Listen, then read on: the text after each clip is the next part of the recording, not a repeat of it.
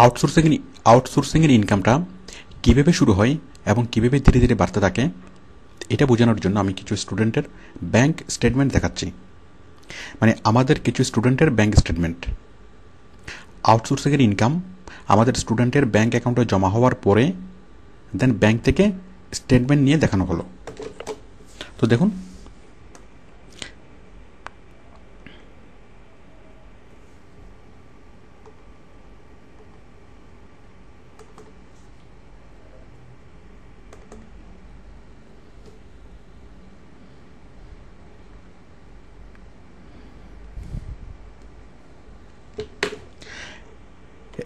দেখুন এই যে আমাদের এই স্টুডেন্ট,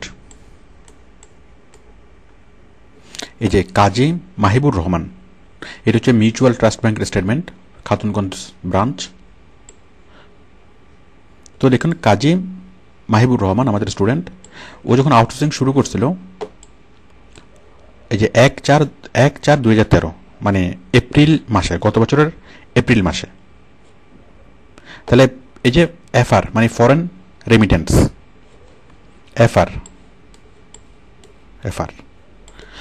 তো দেখুন এটা হচ্ছে তার মে মাসের ইনকাম, এটা হচ্ছে জুন মাসের ইনকাম, এটা হচ্ছে জুলাই মাসের ইনকাম। তো দেখুন সে যখন আউটসোর্সিং শুরু করেছে প্রথম মাসে মানে এপ্রিল মাসে সে আর্নিং করেছে 8,554, আমি রাউন্ড ফিগারে বলি, মানে প্রথম মাসে তার ইনকাম হলো 8,000 টাকা, দ্বিতীয় মাসে তার ইনকাম হলো 11,000 টাকা, তৃতীয় মাসে ইনকাম হলো 14,000 টাকা। তো বুঝতেই পারছেন, প্রথম মাসে 8, পরের মাসে 11, পরের মাসে 14 গেল জুনে। জুলাই মাসে দেখুন 11,000 যোগ 5,000 মানে 16,000।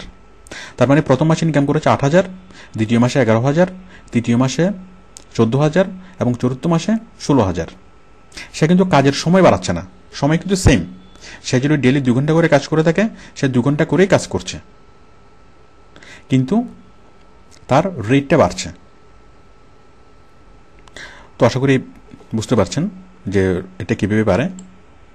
এরপর আমি আরেকটা স্টুডেন্টের স্টেটমেন্ট দেখাচ্ছি। দেখুন আমাদের এই স্টুডেন্ট জাহিদুল আলম মুকুল। তো দেখুন এটা হচ্ছে এইচএসবিসি ব্যাংকের স্টেটমেন্ট। তো মুকুল দেখুন, ও যখন আউটসোর্সিং শুরু করেছিল, এগুলো সবগুলো আমাদের স্টুডেন্ট। তো দেখুন মুকুল যখন আউটসোর্সিং শুরু করছিল এই যে এপ্রিল মাসে, একদম প্রথম মাস এপ্রিল মাস, ফরেন রেমিটেন্স, এপ্রিল মাসে সে আর্ন করেছিল 11,690। তাহলে প্রথম মাসে 11,000 টাকা এপ্রিল মাসে। মে মাসে দেখুন, এখানে মে মাসে কোনো আর্নিং দেখা যাচ্ছে না। মে মাসে সে হয়তো কাজ করতে পারে নাই, অথবা তার পরীক্ষা ছিল, অথবা যে কোনো সমস্যার কারণে তার কোনো ব্যালেন্স এখানে দেখাচ্ছে না। যাই হোক, সে মে মাসে কোনো আর্নিং করতে পারে নাই। এরপর জুন মাসে দেখুন, জুন মাসে সে আর্নিং করেছে 14,000 টাকা। তাহলে প্রথম মাসে 11,000 টাকা, দ্বিতীয় মাসে নাই, তৃতীয় মাসে 14,000 টাকা। এরপর চতুর্থ মাসে দেখুন, চতুর্থ মাস মানে জুলাই মাসে, জুলাই আমরা জুলাই মাসে 3টা ট্রানজাকশন দেখতে পাচ্ছি, 18,000, 12,000, 10,000। তার মানে টোটাল মিলে 40,000 টাকা।